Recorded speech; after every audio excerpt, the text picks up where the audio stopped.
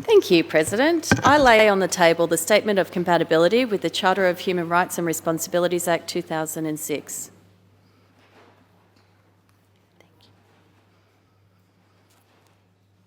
I move that the bill will now be read a second time. Please continue. We can drastically reduce law enforcement and justice system costs. We can take multi-million-dollar profits out of the hands of organised crime. We can stop the disproportionate negative impacts on Aboriginal and Torres Strait Islander Victorians and young people. We can reduce harm and we can educate. We can turn the consequence of stigma on its head. We can by responsibly regulating the adult use of cannabis. Over 1/3 of Victorian adults have consumed cannabis in their lifetime. More young people consume cannabis than tobacco. Decades of prohibition have not succeeded in denting demand or supply. It is failed policy. As a community, we are benefiting from cannabis as a lawful medicine for a range of serious medical conditions. And modern research is showing us that the harms associated with cannabis have been misrepresented and overstated historically. Cannabis is significantly less harmful than both alcohol and tobacco. A majority of ordinary Victorians support legalised cannabis, and the vast majority, around 78%, believe that possession of cannabis should not be a crime. In Victoria, in the year to September 2021, there were almost 9,000 people charged with cannabis use and possession offences, accounting for 92% of all cannabis offences in Victoria during that period. In the 3 years to June 2019, 11,498 people were sentenced in the Magistrates Court of Victoria for simple possession, and over 1,100 of those people were jailed. Over 1,100 Victorians jailed just for possessing cannabis. Let that sink in. The cost of enforcement is massive. Nationally, in 2015-16, more than $1.7 billion was spent on cannabis-related law enforcement, including $1.1 billion on imprisonment, $475 million on police, $62 million on courts, $52 million on legal aid and prosecution, and $25 million on community corrections. It doesn't have to be this way.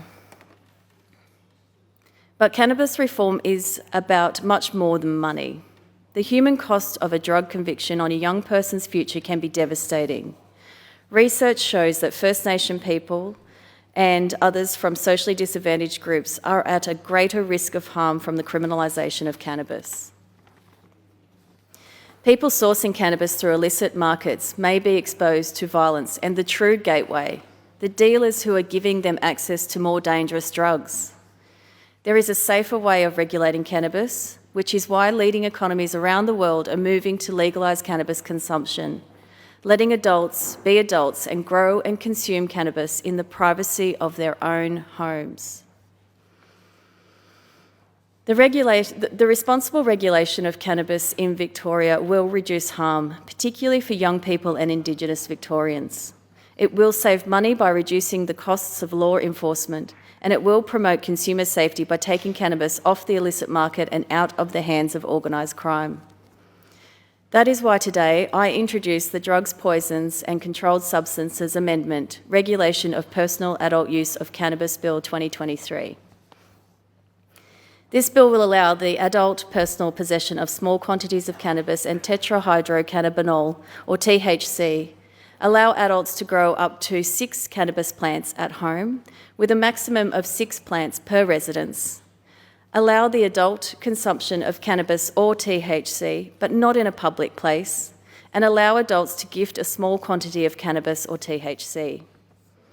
It will remain an offence for children under the age of 18 to access cannabis or to be supplied with cannabis. In many respects, this is not a big paradigm shift, even for Australia. Cautioning and diversion programs currently exist in this state to achieve the same end, and have done for decades, but they have huge limitations. The Northern Territory and South Australia have decriminalised minor cannabis use and possession and now treated as a civil matter, not a criminal one. The Australian Capital Territory has legalised cannabis possession, use and cultivation. Arrests for low-level cannabis offences plummeted following these reforms, and data demonstrates there have been no negative effects on public health. Today, I ask this Parliament to do the same. This bill adopts a similar approach to that introduced in the ACT, while addressing its legislative shortfalls. Turning to the detail of the bill. Clause 1 sets out its purpose. Clause 2 provides for the bill's commencement. Clause 3 provides that for the purposes of the bill, the principal act is the Drugs, Poisons and Controlled Substances Act 1981. Clause 4 inserts a new part, 4C, personal use of cannabis, into the principal act. The new clauses contained within that part give effect to the purposes I have outlined and are fulsomely explained in the explanatory memorandum. Clause 5 amends the principal act to clarify that the possession of a small quantity of cannabis or THC is only an offence if committed by a person under the age of 18. Clause 6 provides for the automatic repeal of the amending act. Research evidence indicates that this approach to cannabis reform will reduce the cost to society, will reduce the social costs to individuals, and does not increase cannabis use. This is intelligent reform that allows for the safe and responsible adult use of cannabis. I, on behalf of Legalise Cannabis Victoria, commend the bill to the House.